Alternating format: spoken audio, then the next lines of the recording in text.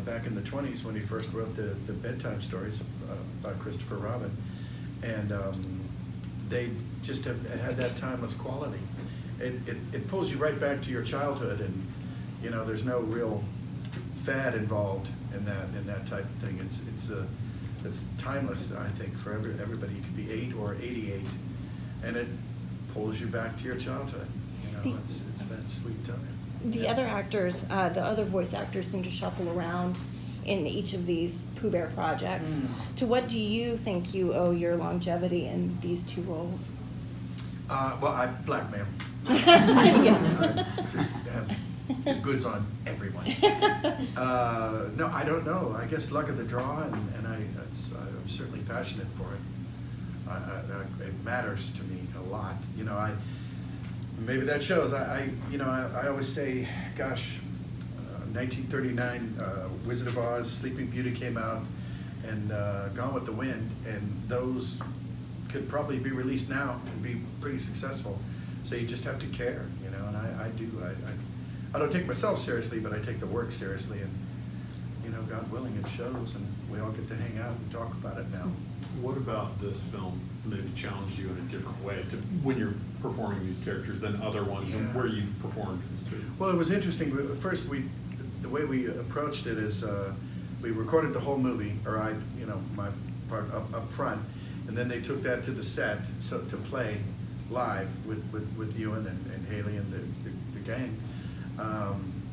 And so that was interesting, you know, up front. It gave them something to act to and react to, because acting's reacting, and you know, and then we got it back and changed it up all over again. So it was kind of looping. You know, a lot of people will see an actor looping before a soundstage, and it'll be an animated character, and everybody thinks that's how every single cartoon is made, but it's not, because you can't draw comedic timing, or in this case, computer animate comedic timing. But once you hear it, then you can do it. You know, so it's the process is a little different. But this one was the folks there with, you know, poor Ewan, God bless him, man. He's sitting there talking to a gray lump of, you know, semi-doll-shaped Pooh, you know. He was acting, he was earning his money, you know, and, you know, just various puppeteers and 14 people standing around pretending they're not there. So that was he had a bigger job than me. And then from there, it was just kind of matching the lip flap. Okay, did we get that hoo-hoo right? Okay, you know. So a bit challenging in that regard, but other than that, it was the same characters, a little more pulled back, I think, you know, less bombastic, because it's not really animation. But How closely did you work with Mark Forster, if at all? Oh yeah, all the time. Yeah. He was, I'm not sure. He's the ringmaster. If I remember correctly, I don't think he's done anything that sort of demanded this kind of skill set. What was that sort of collaboration like? Oh, it was great. You know, he's very gentle. He's very wise. He's got a sort of a Zen-like approach too. He's got a Pooh-like approach too, and he, you know, he wanted to, you know, treat it with great reverence and respect to, you know, the property, and you know, I think that just the whole idea, you know, you can't let it be lampoony, you know, you can't let it be farcical or absurd, and he really walked the line of nostalgia and you know, bringing you into Christopher's world that wasn't in the 100 Acre Wood anymore, you know, and you had to kind of be serious, but at the same time get him back in the 100 Acre Wood, you know, mentally, spiritually, and it's a good place to be. He did a great job. Is voice acting easier now with technology than it was when you started? Has the skill changed at all, or is it the same? No, I think it'd be the same. You know, I miss doing things with the whole cast. We don't seem to do that very much anymore. But I like it when we do, you know, you get that interaction, you get that energy. What are the big differences? Well, that's a big one. You know, when you fly solo, when you're doing it all by yourself. I've done multiple characters and things, so I tend to talk to myself. I guess I'm used to it. We're schizophrenic, and we are too. So we don't mind it. Did that answer the question? I can't tell. I don't know. Did you have that happen this time? Were you doing Pooh and Tigger at the same time? No, not necessarily. The way I used to, but the way we do it now is I like to do all the Pooh stuff, because Tigger's slightly more gruff. They don't sound alike, but they're, Tigger's just a little bit more gruff, so I picked Pooh out of the way first.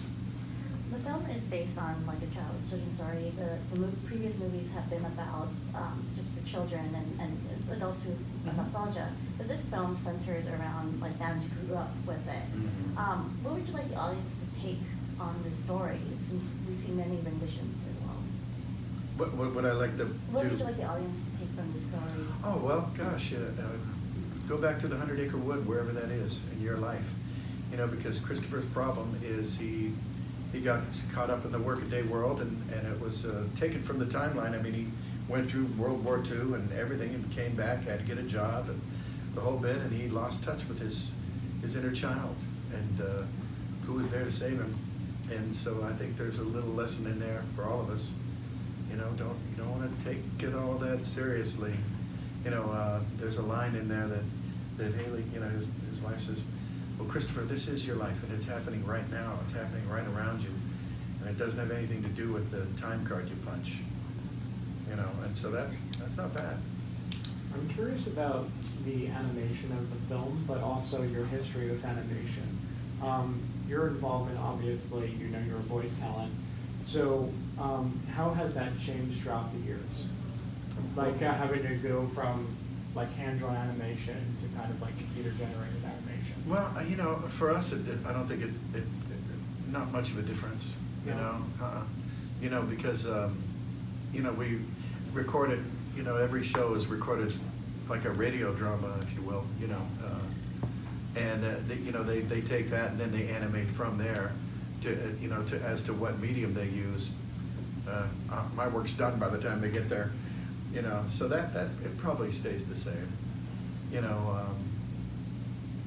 There's different trends that are out there nowadays. I mean, I don't think anybody's going to ever be nostalgic for the good old days. Remember when they, had everybody belched and had all these bodily functions and cartoons. That's different. There was less of that when I started, but I don't think anybody will miss that if it goes away. Sort of playing off of what Todd was saying earlier, was there something that sort of challenged your acting muscle with this versus maybe some of the traditional animated features? Well, it was, I always had to pull back a little bit, because you're used to being a little more boisterous. Mm. And this was more of a Zen Pooh. He was a little calmer. I always say he looks at the world through honey-colored glasses. I love that. Sometimes those glasses are at the circus, and sometimes they're calmer, sitting around the dinner table or whatever, But it was just a less boisterous overall thing. And it's set in the 40s. It's a time period. It's a period piece, which is an odd thing to say. I just realized that. How could that be? But, My bad, I didn't mean to cut you off, Yeah, Mr. no. Cummings. But just curious, I think the taste that kids have nowadays is a lot different than it was, let's say, 30, 40 years ago. Do you think Pooh and the gang actually have that same pull on them, or do you guys feel like your client fan base is more nostalgic adults than anything trying to introduce their kids to it? Because, there's a lot of, especially with animation, it's like an ever-evolving industry. Yeah. Do you think you guys still get that same punch? Well, I think so. I mean, kids, I've done different conventions here and there, and boy, it's, I don't know if it's the 100-acre wood gang, Pooh and Tigger and the gang, but, they're not, it goes back to what we were saying earlier, they're not really attached to a fad. It's not like they're Transformers. Mm-hmm. If robots who turn into a lunchbox go out of style, Pooh and the gang will still be there, you know what I mean? And so there's a timeless quality to it. And it's got enough appeal for kids, and it's this definitely has enough appeal for kids and adults. This is, the old line, well, from 8 to 80, all ages will enjoy it. Well, this one is actually true. So Do you- these characters are really nostalgic for a lot of people, and I know when the first teaser came out, a lot of people were posting about how they were sobbing through it. Were there moments when you were recording that it really got to you? Yeah, I'm not that good an actor. It's just, it's like, oh, this is really sweet. Damn, okay, God, ooh, okay, next question. It's like, it was good stuff. You can tell. You can tell. Well, do you have to juggle sort of a sense of nostalgia with a sense of performance? I mean, to sort of. No, I I'm a little bit too obtuse. So, no, so far so good. Do you have a different approach when you're voicing an original character versus iconic characters like Pooh and Tigger? As an Well, actor, yes do you? and no. Yeah.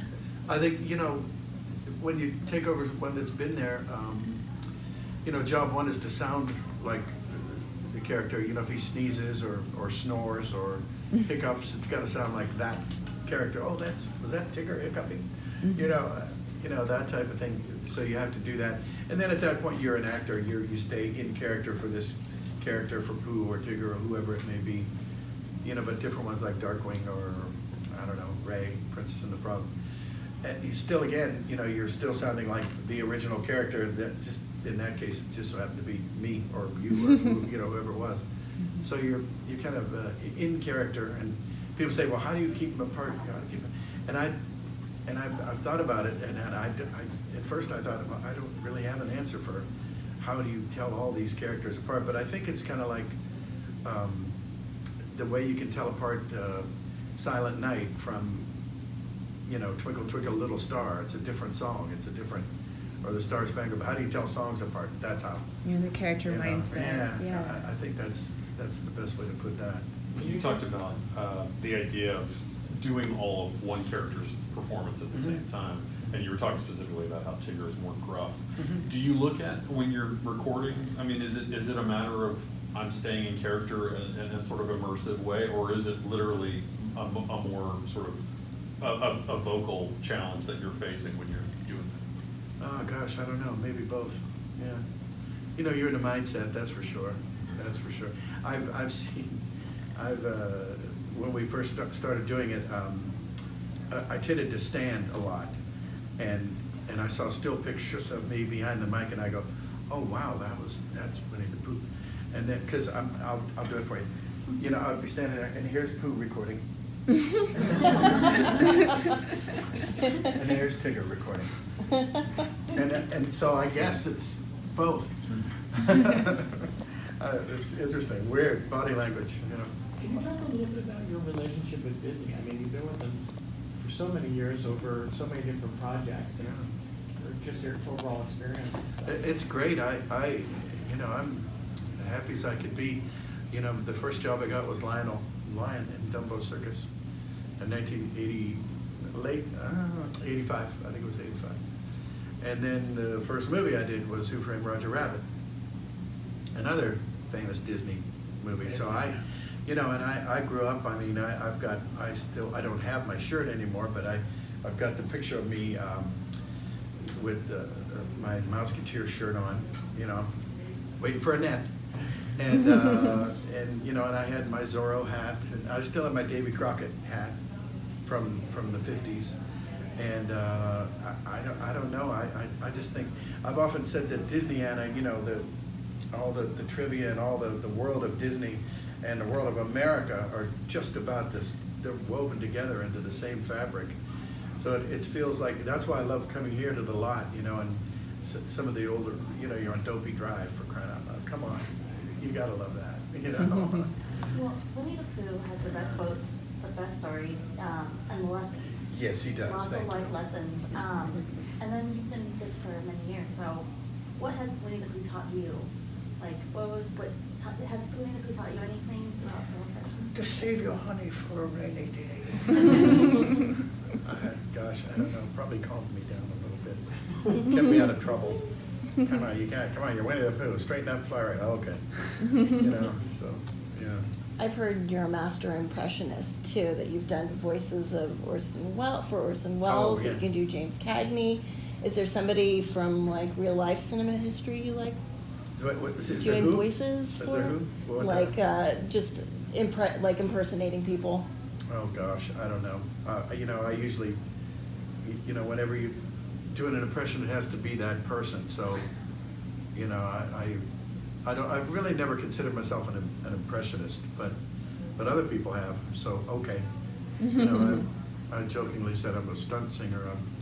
I've sung for Jeremy Irons, Danny DeVito. I was Janis Joplin once. Oh, wow.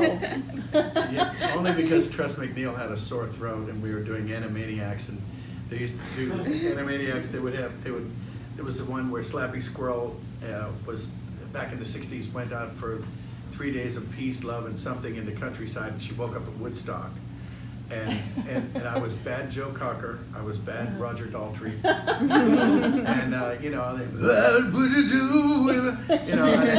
and Tress MacNeille was going to be Janis Joplin, and we only did like 3 or 4 notes of non-songs, just enough to make it go, was that the Who? Was that Sure, Joe sure. Cocker? Was that?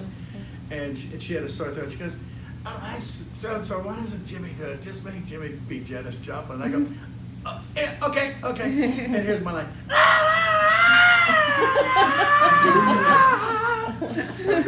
And how do you take care of your voice, since that is your bread and butter? I can't talk. I just Yeah. do it. Do you go mute before No, I you don't have know. to? Like I said, I never smoked, or I never. You know, they say like Tom Waits has got the whiskey and Marlboro voice. Well, I never did much of either. You know, none at all. Do you drink tea with honey? There you go. This is really honey. Well, what have you learned from creating voices that, like, you were able to apply when you are called upon to do an impersonation? I mean, what for a person who's trying to figure out how to do the right kind of impersonation? Well, of the something? sound. Think of the sound first. That's the best thing I can tell you. You know, do an impression or something. If it's that inclusive that, you know, is that Orson Welles burping? You know, I mean, you know, get the sound of it first, and then take it from there. Yeah. So I've interviewed a few voice actors who told me that they would prefer the anonymity of being a voice actor and being able to walk around without being bothered. Do you feel like now that with everything being viral and everyone's knowing each other's business, do you prefer that anonymity like now versus like Yeah, it's weird. I can tell that people, because at some time I'll, you know, when I'll do something like an Entertainment Tonight or something, or, you know, and then like for 3 months I'm facially famous. And people sit there. They're trying to figure out where they know me from. And then, you know, were you this? And I go, no. And he, oh God, you made it. Oh God, okay. You know, it's a weird thing. So, you know, it's interesting. I'm okay with it. I used to, when I was a kid, I wanted to be facially famous, and then I joke around and say, well, anybody can win an Oscar or an Emmy if they use their face. You know? But I don't mind it. You know, my friend calls me a stealth celebrity. So, okay. I'll take it. What do you enjoy about being a voiceover artist? Well, I'll tell you, it's the stuff that used to get me kicked out of class, and now it's kind of cool. You know, I'm doing dolphin sounds, or we don't have dolphins, St. Columba, Mr. Cummings. You know, they do now though. So you know, it's just a lot of fun. Like I say, it's the stuff that, you know, I've played Monopoly and entertained my friends and family with for years. Just, you know, coming up with goofy voices and everything. And it turns out that, you know, I remember thinking when I was maybe like 4 or 5, Jack Benny had a show, and Mel Blanc was on camera. He was one of the regulars on his show, and you know, he did Bugs Bunny and Taz and Daffy and all those. But I'd see this guy. He's the guy who does all the voices for all those characters you like to watch on Saturday morning. And I thought, well, he's not getting into trouble, so I'll be him. So I'm him. Sort of. So, Mel Light. So everyone always asks, like, what's your favorite character to voice and whatnot. So what was the most difficult character for you to ever voice? Well, Taz is the most difficult still. Yeah. You know, I mean, I say difficult, that's not really right. It's just the most wear and tear. It's not difficult per se, you know, but it's because I just Challenging. do it. Yeah. When we did the Tasmania show, we did like 90-some shows, and I said, can we do these on Friday afternoon, you know, rather than Monday morning, you know, have the weekend off. He's like the anti-Pooh. Yeah. So. this Time for world, one last question? this world seems to be so lacking in empathy and compassion these days, and there's a lot of films. I don't even care about it. There's a lot of films that are sort of addressing it these days, with Mr. Rogers' documentary, and possibly now this. What do you think Pooh Bear would say to people who are sort of searching for this, like, sort of niceness in the world? Well, I think I need to see the world through honey-colored glasses. I keep on bouncing. I love it. Do you have any advice for kids who have an interest in doing like impressions or doing what you do? Sure. Don't do impressions of the principal or your teacher where they can hear you. And say your prayers, take your vitamins, and all that normal parent sort of sounding stuff. But honestly, when I was a kid, I was in a million plays, you know, and I'd be 9 or 10 years old, and I didn't want to be the little prince. I wanted to be the hermit or the ogre or the, you know, the sorcerer or something, you know, something that was a little more fun. And I think I was accidentally doing sort of research for the career that I ended up doing, you know, and expanded. And you know, I would do like puppet shows as a kid, or you know, or for my kids even, you know, and go to community theaters. And I was always in bands too, you know, singing, and I still sing all the time. You know, we talked about it earlier. I'm a stunt singer or something, and that's just a lot of fun. And you know, if you love it, just the best thing advice that I've ever given, I've had nephews that actually followed this, and they're successful guys. Is just make a list of stuff. What would I tell kids? This is what I tell kids. Make a list of about 5 or 10 things that you would do all day long for free because you love them so much. And then do a few of those so well that they'll pay you. Do that. But don't tell anybody. Tell everyone. You don't need more competition. That's right. No. I mean, my nephews are both executive chefs because they like to cook. So yeah, it works. And what are you gonna be? Very good.